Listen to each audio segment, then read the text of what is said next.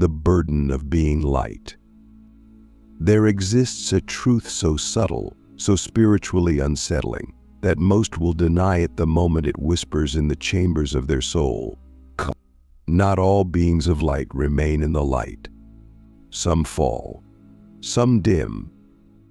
Some once radiant in their essence become consumed by shadows they never expected to house within them. But this is not a story of good versus evil. This is the hidden narrative of what it truly means to carry divine light in a world not designed to hold it.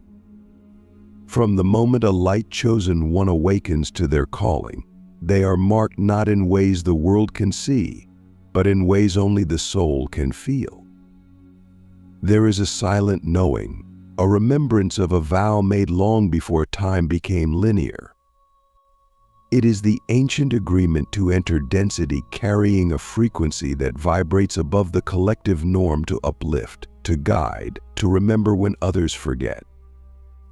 But what is not often spoken is the weight of this role, the gravity of such resonance. When a soul vibrates in light, it becomes a mirror to all that is unhealed in others. And mirrors, in a world of masks, are dangerous things. For to reflect truth is to awaken discomfort, and to awaken discomfort is to invite rejection, persecution, isolation.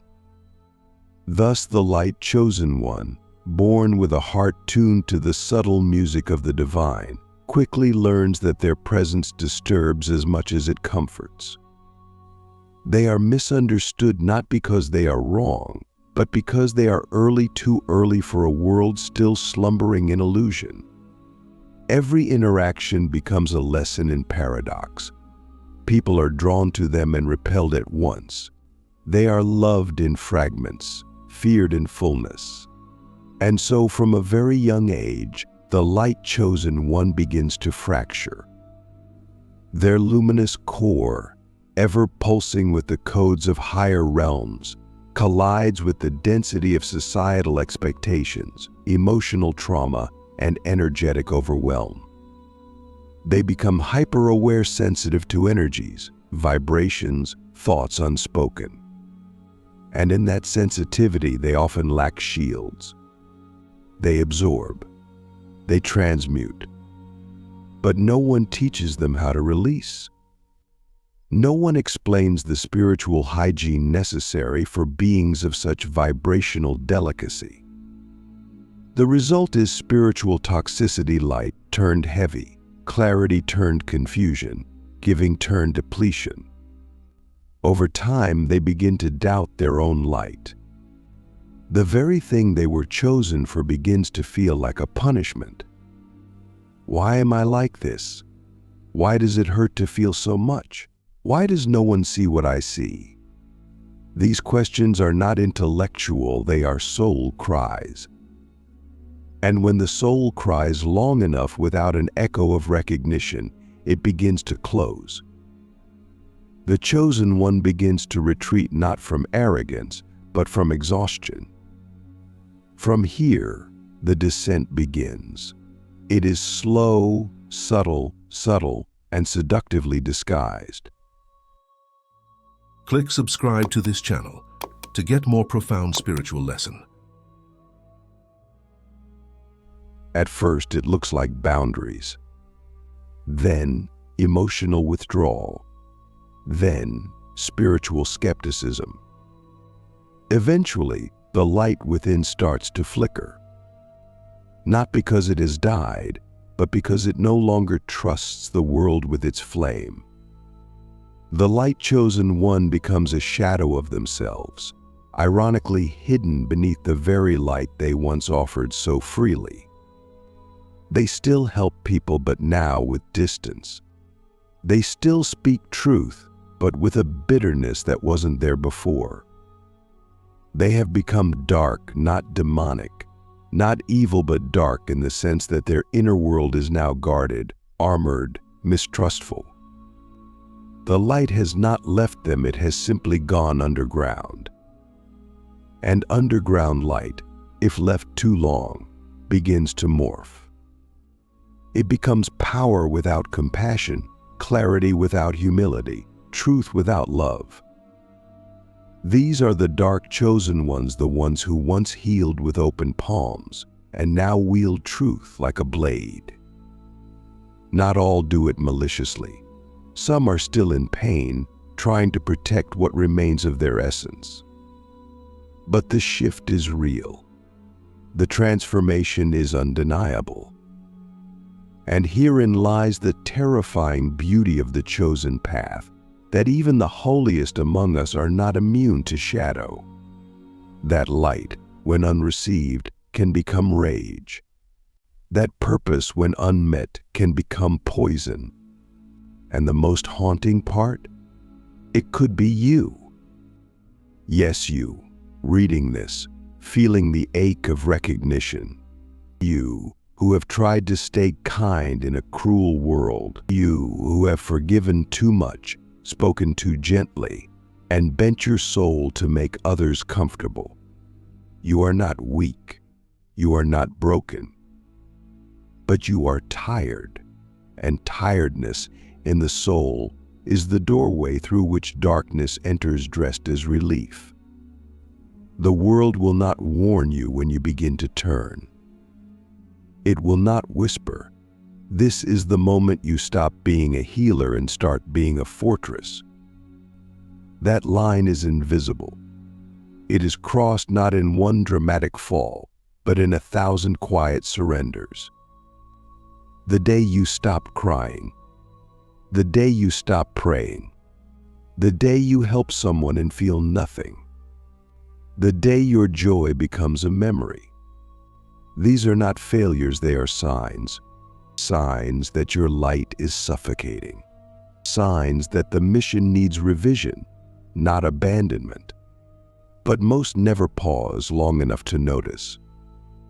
They assume the burnout is just adulthood. The numbness is just realism. The distance is just wisdom. But no, sometimes what we call growing up is actually giving up. And giving up, in the chosen one, is catastrophic not just for them, but for the entire web of souls they were meant to impact. So what can be done? How does one recover the light once it's grown cold? The answer is not to fight the darkness, but to befriend it, to enter it willingly, eyes open, heart steady, to ask it, what have I not integrated? What part of me have I exiled in the name of being good? For it is often in the shadow that the most sacred gifts are hidden. The rage you hide contains your boundaries. The sorrow you repress contains your truth. The fire you suppress contains your voice. The journey back to light is not a return, it is an evolution. You do not become who you were. You become who you were always meant to be, a being of light who has walked through fire and now carries both warmth and warning. You become holy, not because you avoided the dark, but because you survived it and chose not to become it. So yes, you may become dark, but only to realize that the true chosen ones shine brighter after they burn. Frequency collapse and energy reversal. There is a sacred architecture to vibration. Every thought, emotion, and intention has its own frequency, unique, irreplicable, and deeply alive. For light-chosen ones, their frequency is not merely high, it is hyper-attuned to truth, love, and divine presence. This is not metaphor. This is metaphysics. A chosen one's presence functions like a tuning fork. It either harmonizes or disorients everything around it. But herein lies the tragedy. The world is not in tune. Its music is discordant. Its structures are built upon manipulation, disconnection, and noise. And so, the light chosen one finds themselves surrounded by a society whose frequency is not only incompatible but violently resistant to theirs. This is the beginning of what we call frequency collapse, the energetic equivalent of a circuit overload. Imagine plugging divine voltage into a system designed to run on survival mode batteries. Eventually, something breaks. And more often than not, it's not the world, it's the one carrying the frequency. This collapse doesn't happen all at once. It begins innocently. A healer finds themselves drained after each session, more than usual. A teacher of light grows numb to their own words. A mystic's visions fade into static. They tell themselves it's temporary. Mercury is in retrograde. Their aura needs clearing. Their chakras are misaligned. And while some of that may be true, the deeper reality is more haunting. They are no longer being received. Their frequency has become too advanced, too rare, or too confronting. And when light is not received, it ricochets. It turns inward. This is energy reversal, when what was meant to nourish others begins to implode within. The divine current that once flowed outward as compassion now turns into inner judgment. The joy that once overflowed becomes an unbearable silence. The love, now unexpressed, mutates into an existential ache. Why? Because energy is never neutral. It must move, it must flow, it must be witnessed. When denied release, it distorts. This is why so many chosen ones experience anxiety, insomnia, autoimmune flare-ups, emotional numbness, and chronic fatigue, not because they are weak, but because their soul is trying to metabolize what the world has rejected. They are not broken. They are blocked, not spiritually, but socially, emotionally, energetically. No one taught them that divine light has weight. No one explained that love, when constantly poured out and never returned, curdles. The irony is cruel. The more pure your vibration, the more unbearable it becomes when unshared. And so, the chosen one begins to protect themselves, not from hatred, but from indifference, not from darkness, but from dismissal. Their light, once so expansive, begins to curl inward. They become suspicious of others' motives. They grow allergic to small talk, repelled by superficiality. They can no longer endure environments that used to be tolerable. Why? Because their frequency, now volatile from reversal, becomes hypersensitive.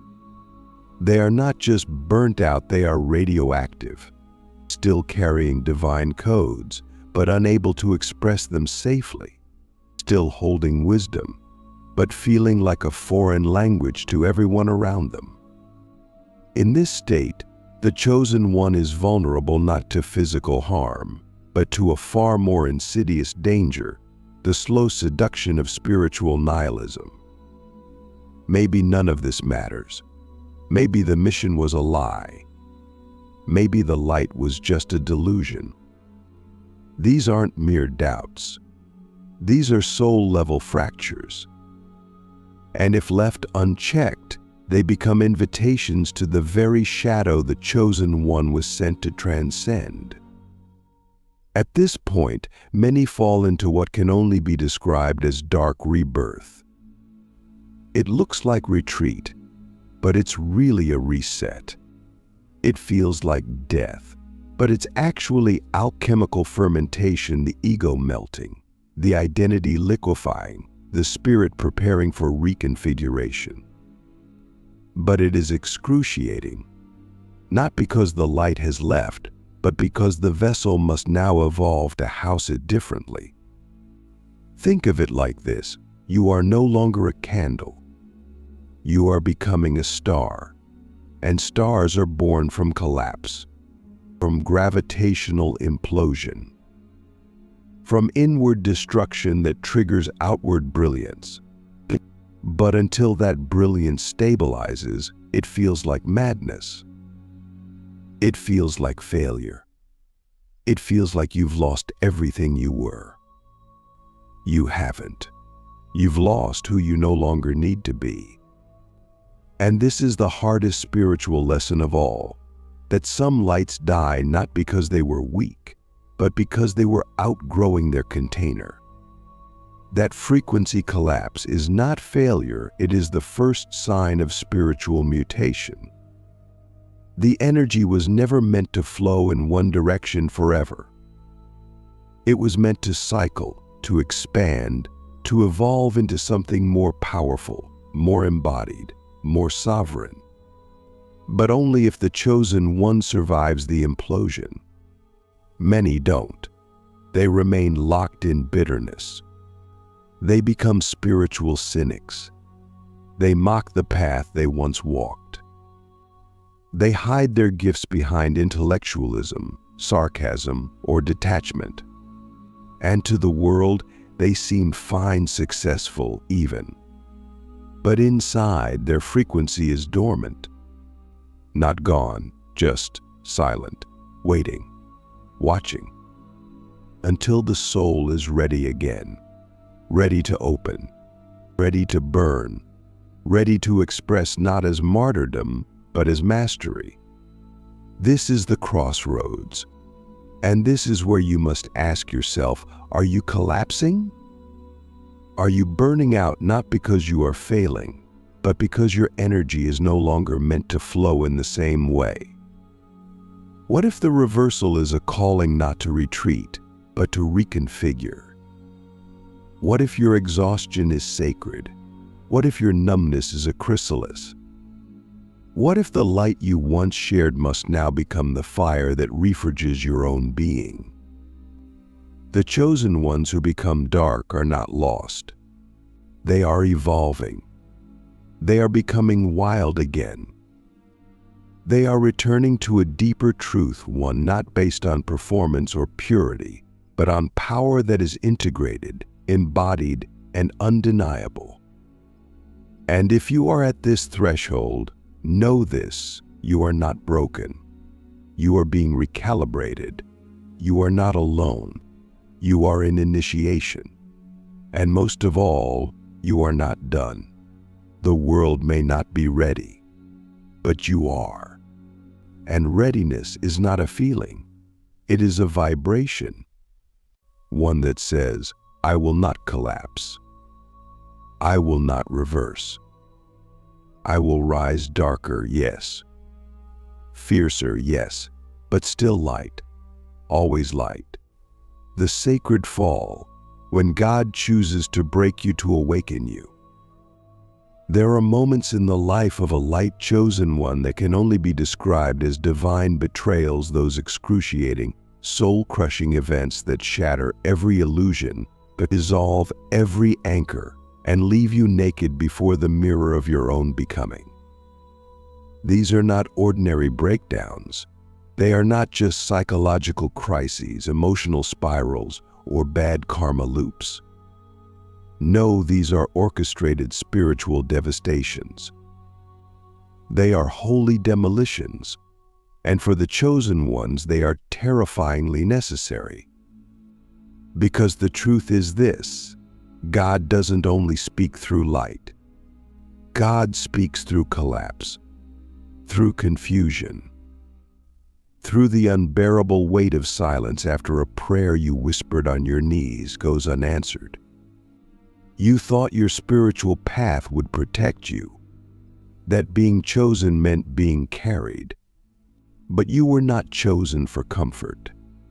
You were chosen for transformation.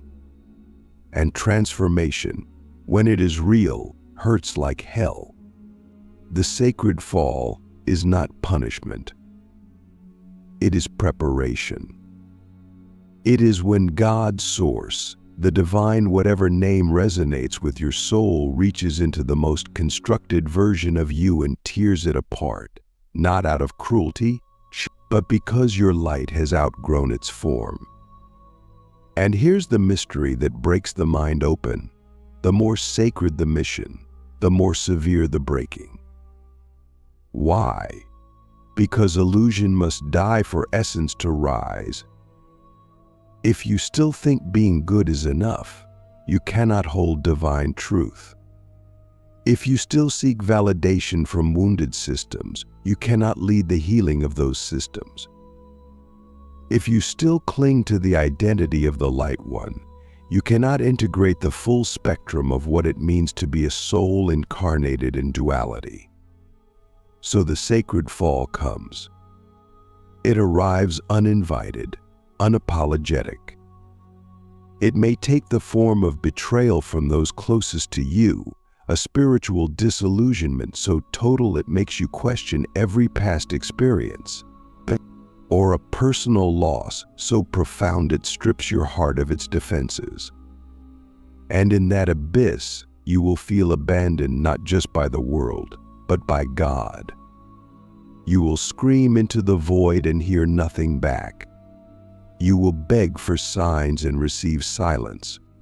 You will reach for your old spiritual tools and find them dull, impotent, irrelevant. This is by design, because in the sacred fall, nothing survives except what is essential. The teachings that were borrowed must fall away. The masks of love and light must burn. The attachments to being perceived as spiritual must be shattered. You are not being punished. You are being purified. The divine is not ignoring you. The divine is preparing you for something so vast, so dangerous, so utterly holy that your current self could not survive it intact. And so the fire comes. Not the fire you control, the fire you become. This is not metaphor. This is transmutation. The sacred fall is the initiation of the phoenix. But unlike the myth, it is not quick. It is not glamorous. It is not Instagrammable. It is slow, brutal, unforgiving, and it often happens in complete isolation. Why? Because no one can walk with you into this death. No one can validate you here. No one can save you, because no one is supposed to. Salvation, in the sacred fall, is not external. It is internal recognition. It is the moment when, in your deepest grief, you stop begging for rescue and start listening to the ashes, to the emptiness, to the whisper of what still remains beneath everything that has burned. That whisper is your real self. Not the identity you built around your gifts. Not the persona that knew how to speak light fluently. Not the chosen one the world admired. But the formless, naked soul that remembers, I am not light. I am source.